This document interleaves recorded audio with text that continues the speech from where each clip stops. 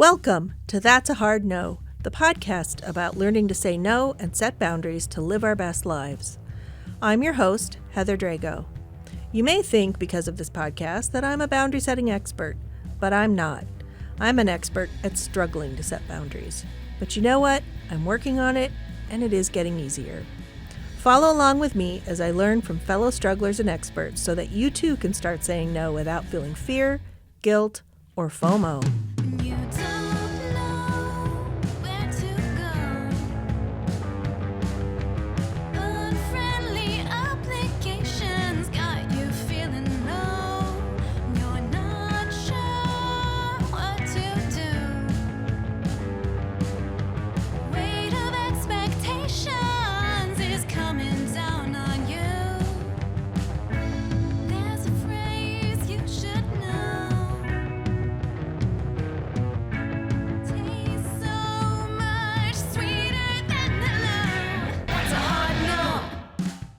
It's fall, my favorite season, which brings to mind all that comes with this time of year: cooler weather, pumpkin spice lattes, and for many, the beginning of the school year. That's why we felt it would be a great time to partner with one of our favorite local nonprofits, the Literacy Cooperative, to provide a series of episodes focused on the importance of literacy and its impact on our communities, workplaces, and homes. For this first episode of the series, Joan Spoerl, director of Dolly Parton's Imagination Library through the Literacy Cooperative and former kindergarten teacher, joins us to talk about what they do to provide resources to those looking for literacy support. We took a walk down memory lane to talk about the best practices for teaching our children reading and language skills, how I used to narrate my days to my babies and read to them. Being a parent is so challenging, but boy, I sure miss those early days sometimes. Back then it felt kind of silly to tell them we were just walking from the living room to the kitchen, but it certainly paid off seeing their vocabularies grow. We also discussed other ways to access resources to educate yourself as an adult if literacy has been an ongoing struggle or if you just need a little bit of a boost. Joan's knowledge on this topic is so impressive, and her enthusiasm is infectious. Listen in. So welcome, Joan. Thank you. I'm so happy to have you here and so happy to embark on this journey with you, this partnership. As we said last week, we're starting this partnership with the Cleveland Literacy Cooperative and Dolly Parton's Imagination Library of Ohio, of Northeast Ohio. And I think it's a wonderful marriage because I think boundaries are so important when it comes to learning. And I think there are lots of overlaps and common ground that we can talk about. Absolutely. Things that impact learning. So, but let's start. Let's just talk about the Literacy Cooperative and all that you do, and or some of the things you do. You do a lot of things, so maybe some of the things you do, and who you help. Okay, great. Yeah, we're always trying to do a lot with a very small team, so we're the little engine that could. That's wonderful. Yes, the mission of the Literacy Cooperative is to advance literacy through raising awareness in the community, advocating for public support of literacy initiatives, and strengthening the network of people addressing this issue, organizations addressing this issue, to improve literacy across the lifespan. Our flagship program is Dolly Parton's Imagination Library, because we know that we need to create a strong foundation for young children if we're going to prevent adults having challenges with literacy later. So we want to set that strong foundation with that program. We do have a whole family approach that we have been leading an initiative called 2Gen, or Whole Family, working with many other organizations, trying to, when we're looking at literacy, look at it from the whole family's perspective. So there might be organizations that are serving adults. Those adults might have children. If that organization can connect that family with a program for their children to support them, great, vice versa. It doesn't mean every organization has to start doing things for the whole family, but we can kind of look at the individuals we're serving and working with and partnering with, and think about their family and how can we lift that up. So we've been working on that. And then, of course, we try to bring research best practice. We have an event every year called the Literacy Dashboard that shares information about data around literacy, and then gives an opportunity or a platform for some people in the community to talk about related issues and what they're doing to address them, where we stand. But it's truly through the lifespan, so it's... Yeah, we're really looking at it, through the lifespan, from those early years, and trying to move upstream. And then we work on adult workforce issues as well. We also have a professional development series, so for both educators of children and adults. So we have some programs coming up with Carmen Stewart, who is an expert in the field of adult literacy. Wonderful. And so she will be talking about research and how to help providers incorporate that when they're supporting adults in their learning and families in their learning. And financial literacy is also a topic you cover. Well, and through Dolly Parton's Imagination Library, we have the ability to share programs, information, resources, events with families through email, and then sometimes through text messages when we're having programs that we're offering as well. We have done a series of virtual programs that we've recorded on YouTube. We do them live, and then with experts. So we've done ones on financial literacy, on nutrition and brain health and how it impacts learning, on sleep habits, on speech and language development in the first few years. So we're trying to do a lot with that small team, but figure out how to connect families with valuable, helpful information to advance their family's well-being. You're empowering people by giving them tools to, whether it's financial literacy or adult literacy or helping them teach their children. You're empowering people, which is wonderful. And making the most of partnersps. Yeah, like I like this, that. like this one too. Yeah. I like that you're... Because we don't do it alone. There's all these organizations that are doing great work. So we're this event you were talking about, this dashboard thing where you're sharing the knowledge and then giving people a platform to talk about how they can impact certain areas. I think that's great.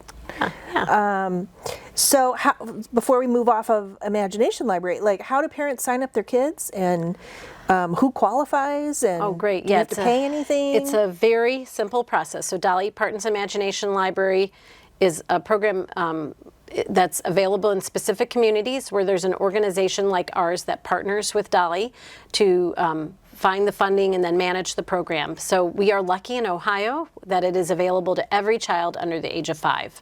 Dolly designed it so that when it was made available in a community, it was available then to every child in that community, so under age 5. So there's no financial threshold, you have to make a certain amount of money or less? Nothing like that. It's a simple enrollment process. So they can go to literacycooperative.org to sign up, and then they can go to imaginationlibrary.com if they're somewhere else in the United States to see if they're eligible. But it is expanding rapidly around the country. Isn't it great? It just went statewide. Like last week, it went statewide in Missouri and in Kentucky. So they just announced that. And when you enroll, you can enroll online. If you're local, we're happy to, even if someone's having trouble enrolling, they can call us and we'll help them enroll. But all our local libraries help people enroll in the program. Many local pediatricians are telling families about it. We are trying to get families enrolled as newborns enrolled at hospitals, at birthing hospitals. But all it is we get the child's name, first and last name, date of birth, caregivers or adult, whoever is the legal guardian for that child, their first and last name, and the address, including an apartment number if that's applicable, and ideally a phone number and email address. If they're enrolling online, they have to provide an email address, but that's it. Now, I'm going to set a boundary here. If you are a relative of a young child, but not necessarily their legal guardian, and they don't live with you, please don't sign them up at your house. You know, like it's designed to go to the child's home and to have the legal guardian as the person receiving those books with that child, because we want the child to receive it in their mailbox and get excited about getting the mail. Yes. And then we want them to be able to read those books daily and have repeated readings of those books. And if people get some of the information mixed up when they enroll, it can confuse matters, and it's often hyper-locally funded. Mm-hmm. So it is important to us that the child is enrolled ideally in the community where they live. Now, sometimes the family's having trouble getting mail where they live. They're special instances. There's exceptions. I will say that a member of the Hard No team, Mara, I'm calling you out, her child receives books, and doesn't he say, Dolly sent me a book, or like Dolly Parton personally sent him a book, but he's very familiar with it, and he loves the books, and we hear it all the time. Now, we want every child under 5 enrolled in Cuyahoga County. We have 39,000 children out of about 66 or 67,000 eligible enrolled. Oh, wow. So we're still missing. Yeah, you've got a chunk of people still. Yeah, a lot of people that, over 20,000 that we still want to get enrolled. Right. And because every child, no matter their family's education or income level, can benefit from this program. Absolutely. Yeah. So if you know someone who has a kid or kids under age 5, tell them about this. Share this information. It's free. Yep, and available to everyone. We need every child to fall in love with print books and reading and learning from the early age. And these are high quality books, and we hear from families, even those who have a lot of books in their home, that these become their favorite books, and that they get exposed to books that they might not have otherwise found or been exposed to, that they really value and treasure. We've promised Dolly that we will try to get every child enrolled. That's her mission. That is her mission, and we need to raise the money for it, but I don't ever want anyone not signing up because they think they're taking it from some other child. Right. Those people can donate if they want to support the program. That's right. Like, it is for every child. It's for everyone. Mm-hmm. Wonderful. So let's talk about the lifespan of learning. And, in this day and age, a lot of people assume that everyone's literate, all adults are literate. And so can you tell us more about why that's a misconception, and a little more about the need for adults to get support with literacy, and for organizations like yours? Right. Well, we call it the literacy cycle. So and this is one of the things we would share at our literacy dashboard event, but there's, we know that, in Cuyahoga County, 54% of adults are not at a proficient level, reading level, not one we would prefer. Mm-hmm. So that they're low literate. And 12% of adults in Cuyahoga County don't have a high school diploma. And we know that that's going to limit those people when it comes to employment, income, and even how they feel. It's going to make their life a little more difficult, and advancing in a career as well. If we can change that, we're going to change the cycle. So right now, 55% of kindergartners in the county are not on track to read at grade level. Has that worsened since the pandemic? And actually, this is from around the time of the pandemic. But yes, statistics nationwide, statewide have severely changed. So even a lot of times we'll say 40% of children in Ohio are not ready for kindergarten when they enter kindergarten. So we know that brain development in the first 5 years is critical. 90% of the brain, 90% is formed by the time a child is 4 or 5. So we need to lay a strong foundation and enrich that child's literacy and language environment in those first few years of life, to set them up well for school and life. And we know that our brains are not wired for reading and writing. We're evolved for spoken language. We need to create the wiring in the brain for reading and writing. The critical window of opportunity in the brain for language development is the first 12 to 24 months of life. Wow. Yeah.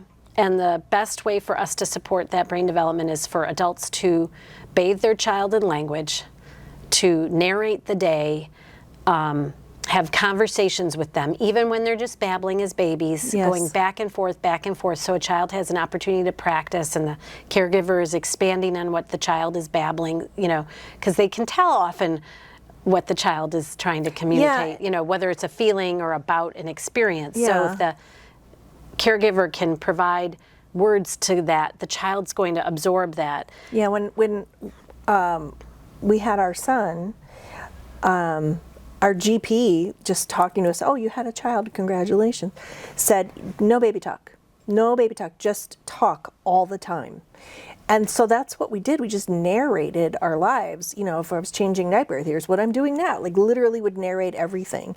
Go in the grocery store. This is a tomato. Why. This is a pineapple. This is a feel the coconut. Doesn't it feel scratchy? Like that's just constant. And my kids have huge vocabularies, and I know it's because we were constantly talking, constantly reading, had NPR on, you know, all the time. So they were, even, you know, when they were in the womb, they were hearing people talking. Right. And I really think it really impacted them as individuals, because they are the smartest people I know. No, it's critical, those early, and again, that doesn't cost any money, but then to add on top of that, reading high quality books aloud in those early years is really important. Yeah.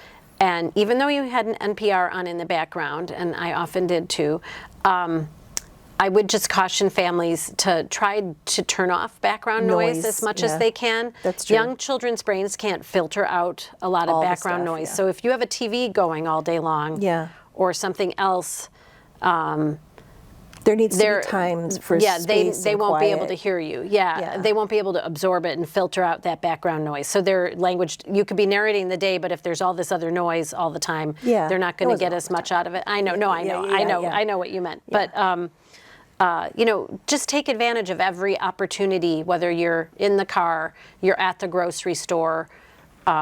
Talk about everything that you're experiencing. Again, read those high quality books aloud to children, because those expose them, well, they're going to get comfortable handling a book. They're going to start to be curious about the print. They're going to learn about print and the concepts of print.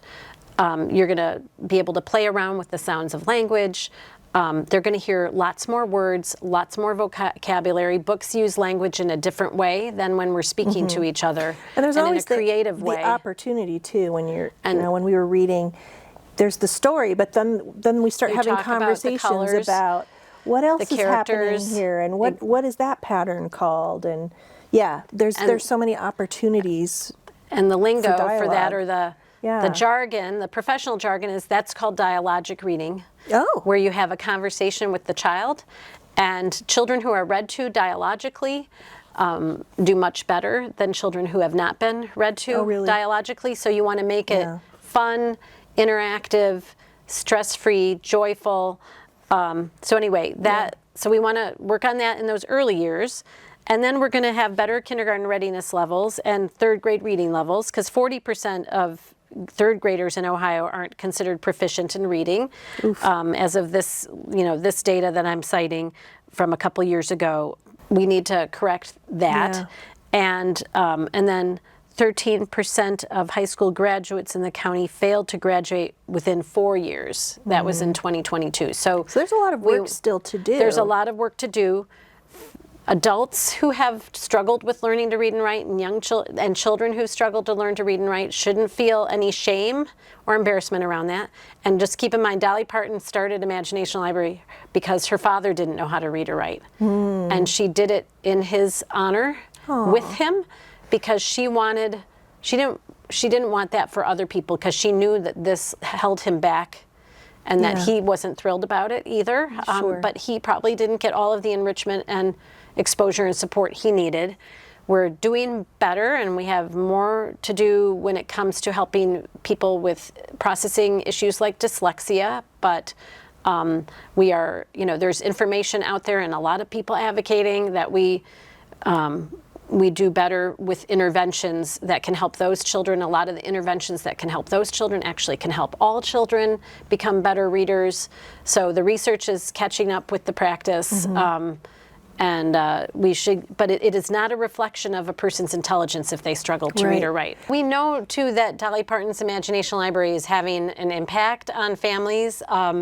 We survey, we have the Center for Community Solutions survey families every year and create a report for us. And we get incredible response from families. So we have a huge response rate.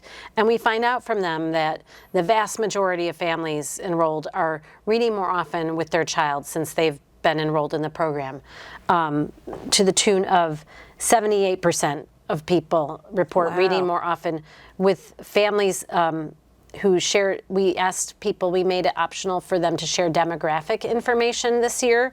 So families with incomes of $25,000 or less report, 91% of those families report that they're reading more often with their children since they've been enrolled in the program. The exact same data for when we ask if their child is asking to be read to more often. So 91% of families with incomes of $25,000 or less report that their children are asking to be read to more often. We asked adults if they themselves are reading more often since their child was enrolled in the program. 61% of them said that they were. Wow. And 79% of those with incomes less than $25,000 said that they themselves were reading more often since their child was enrolled in the program. And almost all of them report that they believe that their child is better prepared for kindergarten because of the program. That's a subjective judgment, but as a former kindergarten teacher, I can tell you how a parent or adult or who's sending their child off to kindergarten feels before their child goes to kindergarten. If they're feeling more confident for their child and about their child's transition, that rubs off on the child, and that's only a good thing. Gotcha. So. And then 88% report that some of the books have actually inspired their child to learn more about a topic. So that's fabulous. Again, we know that the longer a child is enrolled in the program, the more likely they are to be ready for kindergarten. Wow. Research is really clear on the importance of books in the home. Right away. Yeah, the number of books in a home is more important for a child's school success than family income level, family educational level, or adult educational level. Yeah, books in the home is really important. Yeah. So that's why this program is so important and impactful. Makes me think of growing up with my grandmother. We lived with her for a number of years, and she was a writer and a social activist. And I think I mentioned I've mentioned before on the podcast that she graduated at 59, so there were always books. And I remember sitting in the hallway and they weren't kids' books necessarily, but I remember this one particular was like the cowboy history, and I just remember looking at the pictures and reading about them, and then I'd pull out, she worked for Rockwell, so we had a lot of NASA books because she was part of the space program. So I'd pull out these NASA books, and I just remember, just having them there was just such a wonderful resource for me and for my imagination. And yep, you can't have too many books in the home. Dolly Parton says that. You can never put too many books in the hands of children. Well, the research shows that's true. Yeah. That's really interesting that it's more important than socioeconomic status or education level or whatever. So that's really interesting. Keep those books in your home. Don't give them all away when your child's growing older either. I encourage families to hold on to a lot of the books until their child is older. Hang on to some of the favorites then, but keep them even for kindergarten, first grade, second grade, because when a child is learning to read, it's great for them to be able to go back to ones where they can find success and be affirmed as that, I can read this with ease. We had books that we read to them when they were babies that they kept reading all the way through grade school because they were favorites. And it brings some comfort. It brings some comfort later. Brings some comfort. They need to have a little joy and whimsy and lightness in their life even as they get older. I think it's so interesting the thing you said about how our brains were not wired to read. I have seen data just because of my work. We build a lot of websites, we do a lot of marketing materials, things like that, and we know that people, human beings, perceive visual information from imagery 65 times faster than from the written word. And so I think that's the number I saw. You're making a face, so maybe I'm wrong. But there's something about imagery being absorbed faster. Like, oh, right, because our brains are set up for that, to probably. look at faces yes, and yes, things yes, like that. Right, yes. yeah. If there's So- less involved in processing that, Right, too. Reading right. is very complicated. So I did know that. So I didn't, but I hadn't thought about it on the flip side of like our brains weren't really wired for reading and writing. And that's yeah, interesting. I But mean- as infants, we're wired to look at mom's face and to connect, and to connect visually with eyes, and so like visuals are very, very important. And then the other thing that's very sad, in my opinion, is that when we're writing websites for our clients, so as you know, this podcast is produced by my marketing agency. Yes. We often, we do a lot of research and we find out who these either nonprofit organization or business, who their constituencies are. And we're often learning that we need to write at an 8th grade level, which you would Yes. think for a business that does some big engineering thing, like you should write at a more elevated level. But really, we find out, no, we have to actually kind of bring it down a little bit. And Yeah. to me, that's just kind of sad. You hear that a lot, and a lot of organizations are conscious of that, and and it's a challenging issue because we want to advance literacy, but we need to make it accessible. Right. But then we want people to challenge themselves to go further, right? And be able to. We all need to be reading Finding more. that balance is The more you do something, the better you get at it. So Right. if we can all be reading more and maybe at a slightly higher level, that would be great. But reading is an extremely complicated process, and the wiring in the brain that needs to be created is it's incredible, and it's a process that's happening at this microsecond or less level. Like all these things are happening all at once, and we want it to be automatic, and that's why it's so important that we lay this strong foundation in the earliest years. It's never too late, Right. but it's a lot easier if we do it right from the very beginning. And again, some people get the message that what's most important is the alphabet and decoding. So learning the sounds of the alphabet, being able to identify the letters of the alphabet. That's all really important. But the reading equation that reading experts use when talking about what it takes to learn how to read fluently is language times decoding equals reading comprehension. So decoding is one piece, that's the alphabet and the sounds they make, and that's the part that we're learning more about doing better. But the language piece is that strong language foundation, and that comes from narrating the day, talking to your children, Oh, I see. having the Okay. conversation, having them practice, and reading high quality books to them, exposing, So they're feeding hearing their the curiosity. language. They're hearing the language, connecting it to those letters. And when you're on the reading page. books, they start to understand what something is. So if you're reading a book, The Little Engine That Could, they're gonna, and you have conversations about what that engine is and that You train. point out the word. And then what if they become interested in, well, then you could take that book, say they love that book, you could get books about trains. Right. And then they could learn about how trains work. And then they're just gonna, you could be feeding that curiosity. Yeah, and then they're getting exposure to the vocabulary, but also the syntax. Like you want them to be exposed to more complex language that you find in books, high quality books, so that then when they have to read in school later or for pleasure, it's not so novel. They're not struggling to understand what that means. They can comprehend what they're reading. Gotcha. They're going to have better comprehension. It's going to be more fluent and quick. And so again, those first 5 years are critical to supporting all of that later. Yeah.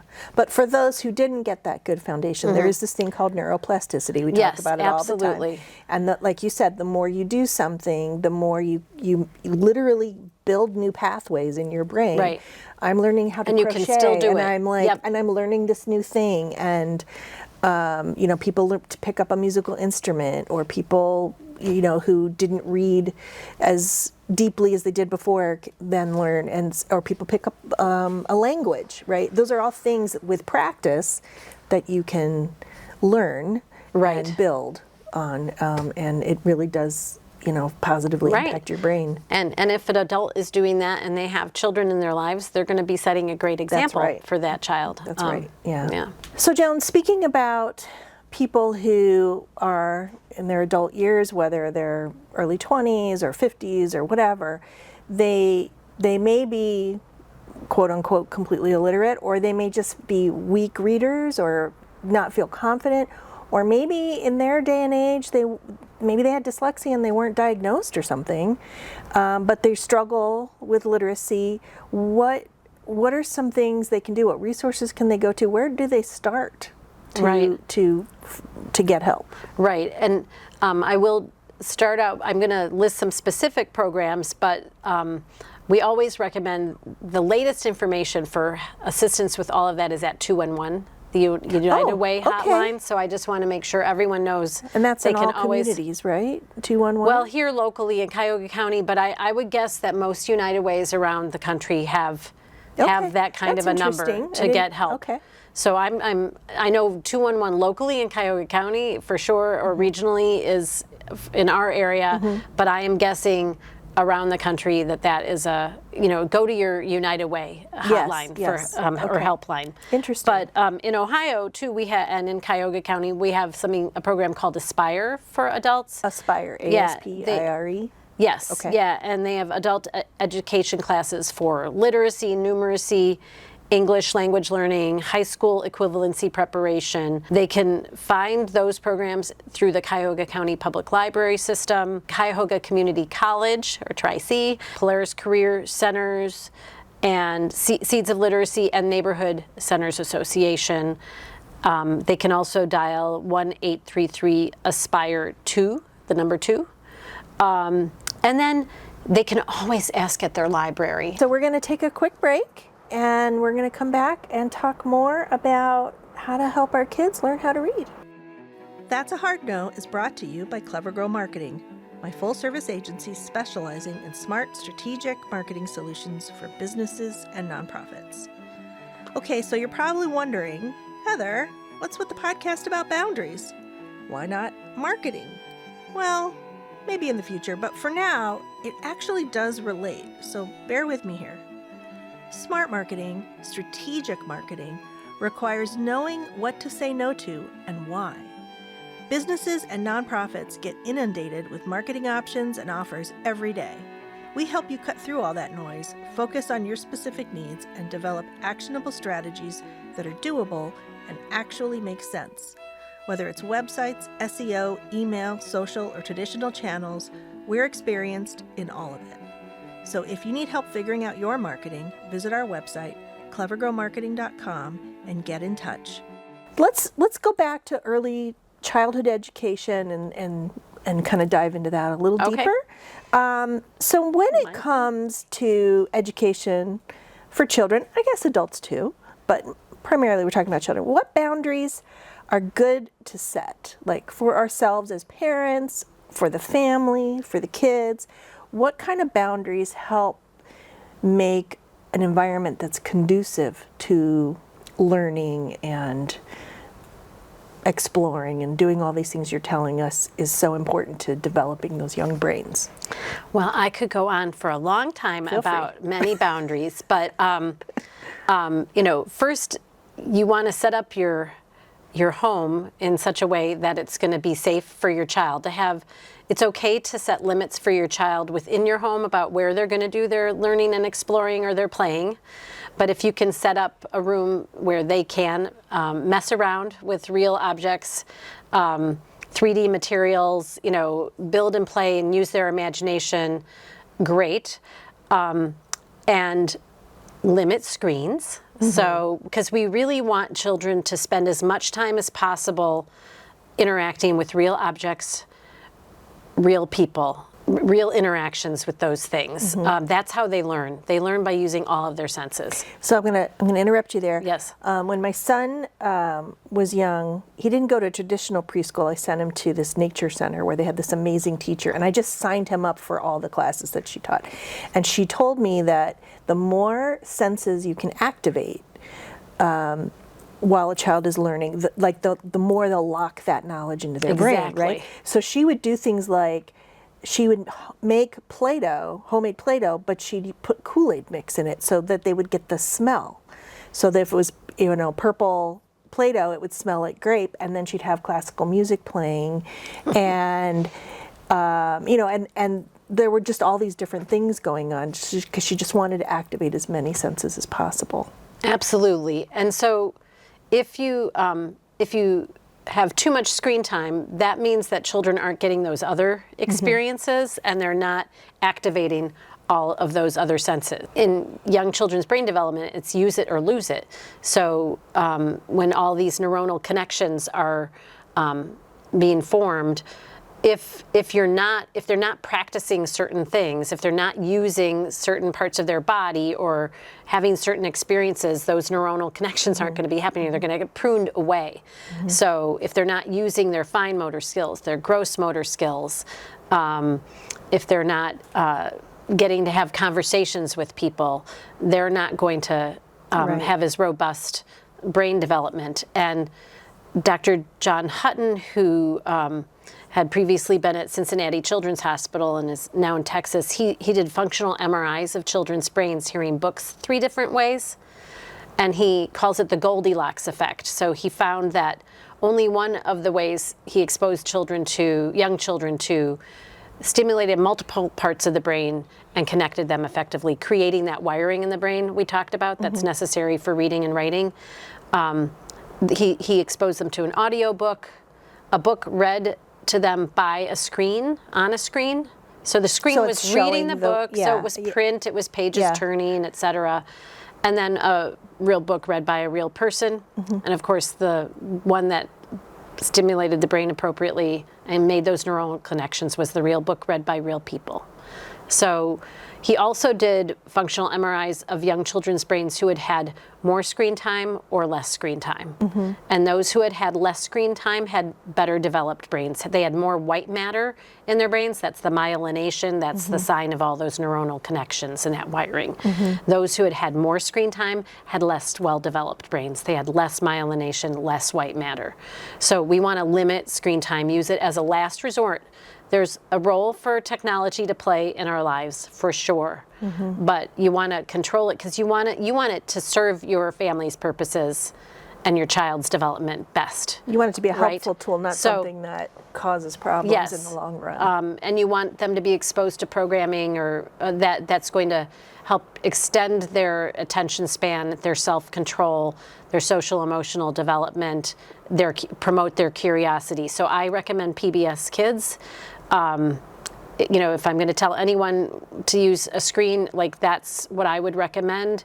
We have other resources on our website. There's different museums locally and I'm sure nationally that have videos, and even nature centers for children, and those can be effective. But pair it with reading books about different topics because you want to feed your child's curiosity. So if you read a lot to them, hopefully they're going to get interested in different things, and then you can go to your library and you can get books, nonfiction books out, information books. So don't just read picture books, but you can put a boundary on some picture books and get information books, especially as they get older, and then read chapter books or novels to them as they get even older, books that are a little above their level. Keep reading to them even after they've started reading for themselves. Well into the upper grades, you could keep doing that because that's bonding time between the parent and the caregiver and the child, and it promotes that strong bond, which promotes resilience in a child. Put a boundary on stressing out, though, about reading to your child. So say your child is really resisting you reading to them. If it's becoming stressful, don't push it. But what you could do, say your child is playing nearby, you could be nearby reading a book aloud, and they're playing, you're reading one of the books to them, they're going to be listening, they're going to be absorbing, and eventually they may make their way over to your lap. Or they'll look up. But that's okay, but also interact with them, let them turn the pages, let them be involved in reading the book, and Dolly Parton's Imagination Library purposely sends board books to to infants and these sturdy sort of Right. waterproof Let them book to handle. toddlers. Yeah. So let them handle it, and if they make mistakes, like if they're tearing the pages or they're Yeah, who chewing cares? on it, you know, you can teach them how you want to handle a book. You want to catch them being good.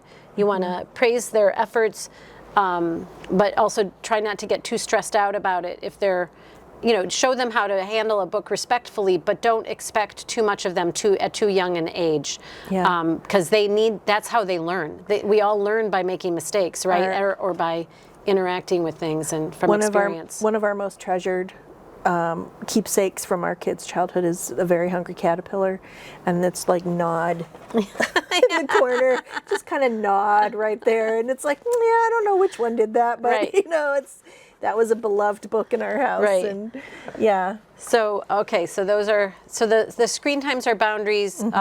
What you never want to set a boundary on, I don't think, is feeding your child's interests. Well, I mean, you always want things to be developmentally appropriate, and there is a good resource. Common Sense Media is a good organization for trying to discern and learn what is age appropriate for your child, what media is appropriate for a particular age. They review books and, you know, movies and things like that, because you know, we want to expose our children to what we kind of want them to be or what we want them to model. Especially when it comes to screen time. So you just want to be particular about that. And again, you can set limits with your children about and set boundaries when it comes to where they're playing, what, you know, in your house, how they're playing with things. They need you to set boundaries, and they want you to set boundaries. Children do not want to be in charge of everything themselves. Right. And some of the ways you can more effectively set boundaries is to give children choices. Say they want to read 5 books before bedtime and you don't have time for that. You could say, okay, let's find 2 of these books. You get to choose which 2 we're going to read. We can choose, we can read 2 tonight. You decide which ones. Yeah. But if you can't decide, you know, then I'm going to decide. Yeah. And so you try to get them involved in decision making, and that applies to other things in life as well. But if you make them feel like they have a little control, but you're really the one in charge. Yeah, chaos isn't good for a kid. No, and they don't want to have too much control. That's frightening for them. It's too much too soon. Yeah. And you want to be explaining things, like the way you talked about how you raised your children, where you were narrating the day. You can be narrating why you're doing things, explaining why you're doing certain things, or why you're setting certain limits. Yeah, and that would extend to when we would go somewhere. We're going into this store now, and this is what we're going to buy, and you're going to see some things and you're going to want them, and I'm going to say no because we don't have the money for that right now. Right. And if you throw a tantrum, this is what's going to happen. Right. And if you behave, then this is what's going to happen. Right. So what are we going to do? And, you know, get the buy-in, and then we'd go in. And setting limits too on eating what you're eating, you know, like, so you just talked about that also might not be good for their body or their brain development. Setting limits for no screens or computers or things in their bedrooms. And these are limits that we can set for ourselves too. This is true. No phones on certain family outings, no technology at certain, you know, at the dinner table, when we're going to the grocery store or we're going on a family outing. You know, this is a no screen zone for us because there's no reason for us. There's all this other information for us to, all these other things for us to experience. We do not need to have that distracting us. That's so hard because I'll go out to eat with my family and I'll look across and I'll see families with young children and they all have iPads out and the kids are all looking at iPads. And I understand the pressure and the fatigue of being a parent and just trying, can we just have a meal without you throwing a tantrum? Like, I get it, and there's no judgment.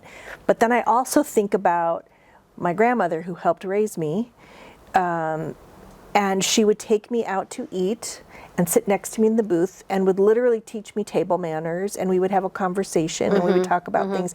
And I hated it at the time, but then when someone would come up and say, your child has such great manners, and then I would be like, well, thank you very much, you know, and take credit for it. But I just remember the effort that went into it, and Yes. and how she made a point of interacting with me at the meal as opposed to just behave and let me have a meal.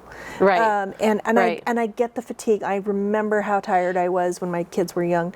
So it's no judgment, but like I almost feel like Pandora's box has opened, and a lot of parents have already succumbed to the Right. lure of letting the iPad watch your kid so you can have a meal. Right. How do we Well- stuff that all back in the box? Well, and again, there's resources out there. So there's an organization, I think it's lena.org, Lena, where I just discovered some great, they have all these great resources for families on, this is an organization that helps to improve conversations between caregivers and children in the earliest years. wonderful. They, it's too much to explain Yeah. in this program, but they have they have conversation starters. So they give caregivers ideas for if their child comes home from school, instead of saying, how was school today? Fine. The other ideas for bringing out more of conversation. And, you know, for people in a restaurant, again, that might be your last resort time. Sure. Absolutely. So Yeah. I don't know. Maybe you reserve it. But for no that. more than 2 hours a day. So like if you know you're going to be doing that and you can't, you know, I try to find something else. Bring a book or bring Crayons. I mean, we have a resource we're recommending called World Reader Booksmart. It's a free digital library where the child is either reading to themselves or a caregiver would have to read to the child. It's not a video reading to the child. So when families are out and about, instead of a YouTube video,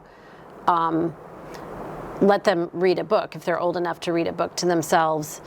Or if you're in a waiting room, you could be reading to them if you can't bring a bunch of books with you. But I also try to encourage people to bring simple toys and materials along with them and those sorts of outings that, you know, whether it's a little notepad and crayons or something else to keep a child busy. I know you were a kindergarten teacher. Yes. And so I would love your opinion on sleep and before school routines and after school routines and like how that impacts a child's ability to learn and be prepared for the day. Letting children know what to expect, preparing children not too far in advance, so but far enough before those special things that are happening, because you don't want to make them over anxious about something, but preparing them for these transitions. Transitions are difficult for children, so they need things to be very concrete. So whatever we can do to make it understandable and manageable for them, we want to do. Children need many hours of sleep depending on their age. There's different number of hours, but there are guidelines from the American Academy of Pediatrics on the number of hours of sleep children need.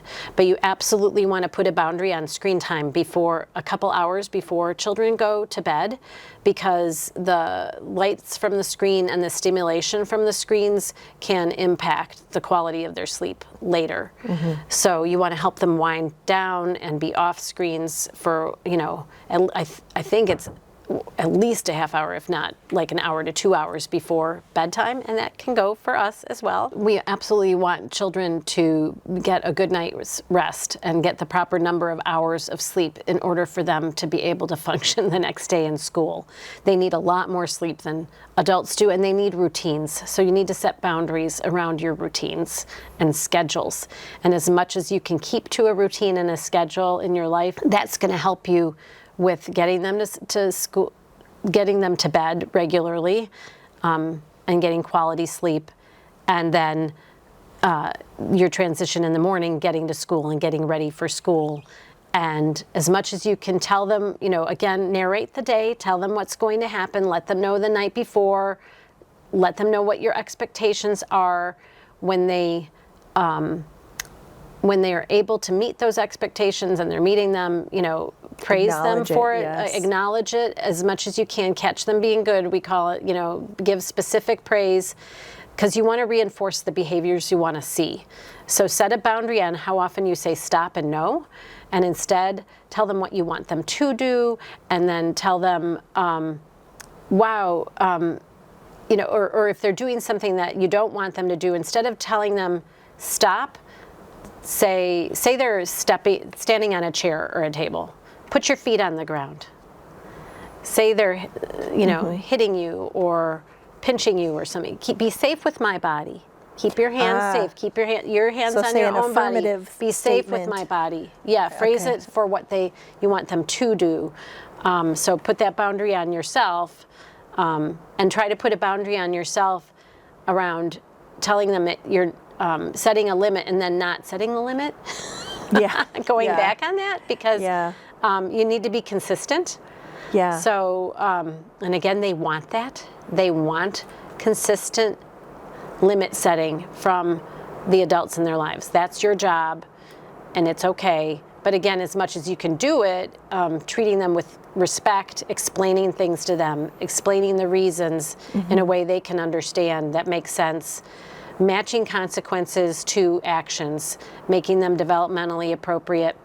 We have a lot of resources on our website at literacycooperative.org. We have this whole series of videos of virtual programs that we created with practitioners. So we have one on healthy sleep habits with a sleep expert from Cleveland Clinic. We have one on nutrition with a pediatrician from University Hospitals. We have a variety on positive discipline and managing behavior and understanding children's emotions. As much as you can educate yourselves, take advantage of those tools to give you the tools to be able to set those boundaries and those limits effectively. Take advantage. And then when it comes to getting to school, again, you want to have developmentally appropriate expectations, because little kids are little kids. They haven't been on the planet very long. But I used to say that to myself all the time. So they don't have all the resources we have, but if we can sort of set them up for success and set things in motion to help them become a little more independent. But again, this is another reason they need to be less on screens and more playing, because they need practice doing things. And when they play, they often get into a zone where they're acting in a way, well, if you ever see children doing pretend play or imaginative play, they're doing things at a level that they can't do when they're just themselves. They go to a higher place. It's called the zone of proximal development by Vygotsky. Okay. But so if they're pretending to be a nurse or a doctor or the parent or the caregiver, the teacher, they're taking themselves to this other level. They're practicing being there.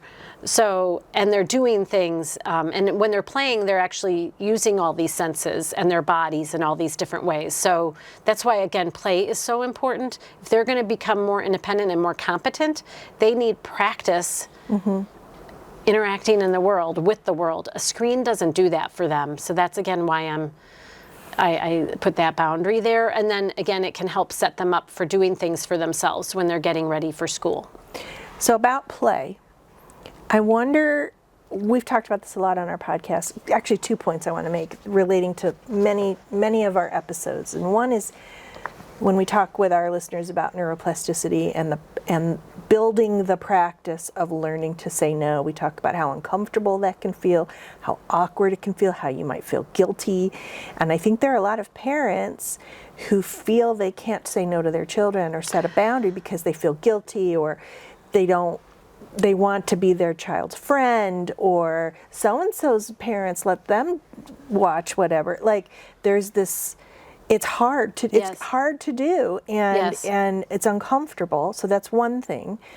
And then the other thing is, I feel like parents overschedule their kids too much, and there isn't time for kids to get bored and play and use their imaginations. So I would love your take on those two topics. Oh, yeah.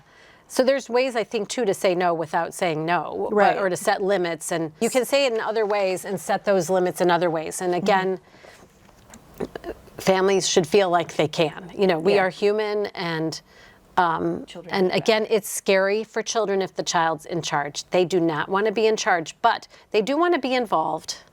And you can make it a lot better by involving them sometimes, and or giving them a couple choices within your own limits. But again, that consistency and saying no, or the adult being in charge is really important.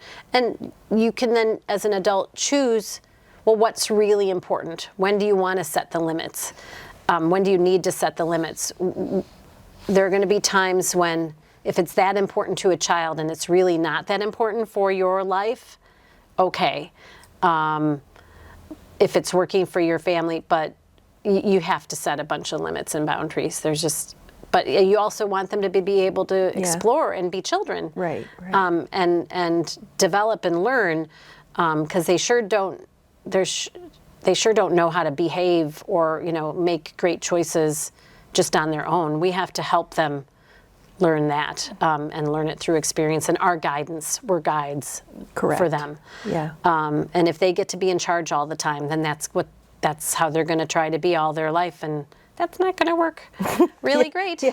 They'll have a rude awakening. Yes. So, and then the second part boredom was and play and being overscheduled. The overscheduling. Okay, I'm going to say something that's might be a little shocking, but it's going to motivate people to not overschedule their children, and that's going to make them believe in the importance of unstructured playtime. There's a man named Stuart Brown who founded the National Institute of Play and wrote a book on play and has done a lot of research on the importance of play. And he was motivated to do that because he had to study violent and homicidal young men and find what is the common denominator among violent and homicidal young men. Did not expect you to go that direction. That's why I gave a little warning. Well, there's one common denominator that he found among those young men, and that was play deprivation in childhood. Wow. So, and that meant that, and he defines play in certain ways. So, like playing a sport, that's not play. He means that's unstructured, free play. So, a piano lesson is not play. This is for children, because play for adults is going to be different. Mm-hmm. So, gardening and reading for me is play as an adult. Same. But for children, they need to be able to do a little rough and tumble play too. Like play, they need to be able to interact with each other and, again, play with materials, create, be outside, running around, taking some risks and finding out what their limits are. You know how young animals, young lion cubs or young puppies, they rough and tumble, right? And they get nipped, they nip each other sometimes, and you'll hear a little squeak or something, right? Then they learn, oh, that's my limit.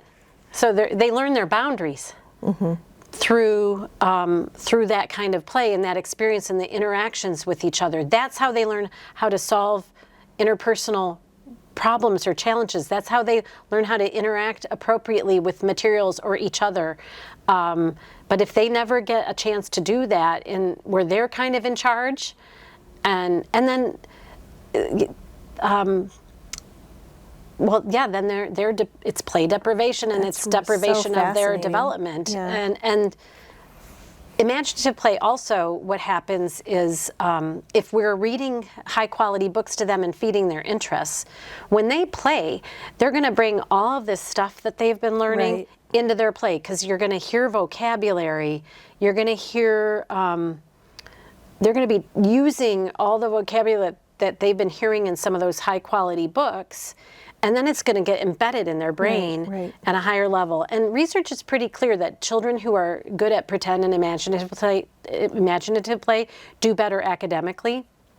So they're just going to have better self-control, executive function, attention span. Right. Reading, of course, promotes attention span.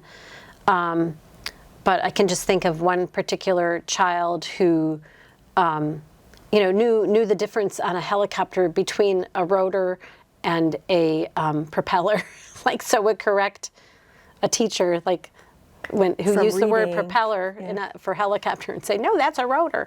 But if that child maybe didn't have toys to play with where they were practicing all of this knowledge, it wouldn't be embedded in their brain as well. And I know there's also science that says when your brain is bored, that's when creativity happens. Absolutely. And so, so boredom's important. Yeah, so I purposely unstructured afternoons after school. Like most days, my kids were not scheduled to do things. There were some days, but most days they had free time. And my youngest kid had access to all my art materials because I'm a fine artist. And there was like, you can't have my pastels, but you can use everything else. And they just were using all different materials. And lo and behold, they just graduated with a BFA.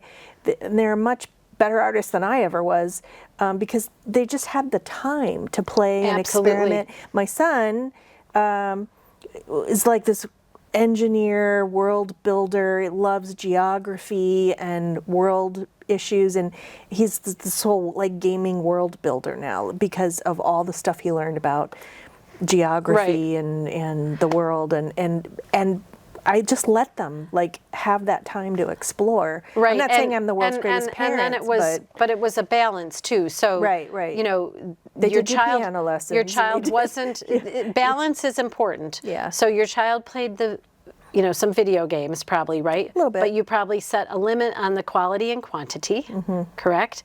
Because they need that other probably not experience. as much as I should have, but it's a challenge. But if you can start from early on, set those boundaries, it's going to be a lot easier later. And again, if you tell them why, and then you set up your home environment where they can have some of that freedom, where it's safe. There's a room for them where it's safe, or there's a table where they can be using certain art materials and creatives. And you can be using cardboard boxes, empty plastic containers, have masking tape, children's My kid would scissors, take toys and use them in ways they were never intended and make these crazy contraptions. As did my kindergartners. And I let them do that. And my kindergartners, within limits again, and in my kindergarten classroom I had a construction center. So it was full of, we had a big roll of string, we had scissors that were safe for them, we had hole punches, cardboard boxes, all these found materials, a lot of stuff that would end up in a garbage can, except that, and it was safe, it wasn't a choking hazard. Well, I was kindergarten there, you didn't have to worry as much, but things that were safe, but they had the opportunity to work in that construction center, at the open times of the day, every day. Obviously had unit blocks and all these other things, but those materials, when we were then learning about topics together that interested them, we would go into that area and I would say, okay, now create such and so. So whether it was a dinosaur or excavation site, or they went crazy with it. They took it all further than I ever could have imagined. They were always more creative and thought of more things than I could think of. And you can set up challenges. If they have paper materials, they will do wonders with it. But they need the opportunity. Yeah, space, time, opportunity. You have to give and that enrichment, from the reading and the language you're exposing them to. So. I would love to wrap this up. I know you and I could keep talking for hours because we're both so interested in kind of in alignment here. But let's tell everybody again how to find you and how they can support your mission, and if they have young children, how they can sign them up for Dolly Parton's Imagination Library. Yes, so we're at literacycooperative.org. And we have on our website a place where you can sign up to get our weekly newsletter, Literacy Week in Review, and we actually get good feedback from a lot of people who probably get a lot of mail in their inboxes, but ours is pretty succinct and helpful, and it keeps you abreast of, maybe current events, issues, things that might interest you. But we also do the same on our social media. So we're on LinkedIn, so you can, look up Literacy Cooperative on LinkedIn, and you're on Facebook and YouTube. Facebook and YouTube, at Literacy Coop on Instagram, and again, our YouTube channel has all these videos that we've recorded for families to watch at their convenience. Wonderful. About a whole array of topics to support your family's well-being. And for Imagination Library, there's links to that on our website for signing up, along with our contact info. If you're having any issues, you can contact us, and we're happy to help you if you have a child under the age of 5. We manage the program for Cuyahoga County, but it's available for every child under 5 in Ohio and many other states now. And right. And those who want to support your mission and to support us, welcome to donate on the website. We absolutely want and need support. If you are part of an organization or an association, or you want to do something where you could raise money for us, we would welcome that. It takes a village. We are responsible for raising a lot of money to support offering Dolly Parton's Imagination Library. And so literacycooperative.org, we have a donate button. We Perfect. make it easy. You can come to you can come to any of our fundraisers during the year, and you can find out about those on our website. But it costs about $25 per child per year for us to provide Dolly Parton's Imagination Library locally, which is incredible.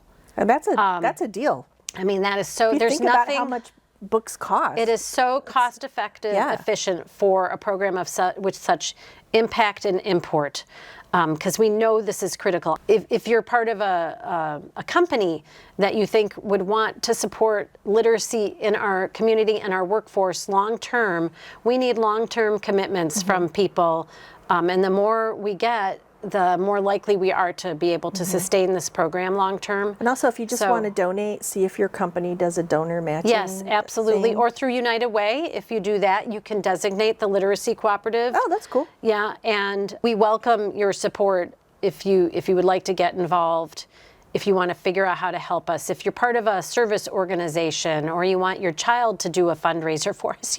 I'm just throwing it all out there. Give her a call. We need your help. Yeah, it's If an you want to important do mission. You're doing amazing work. If you're a business that wants to do percentage of sales day, this program is very popular.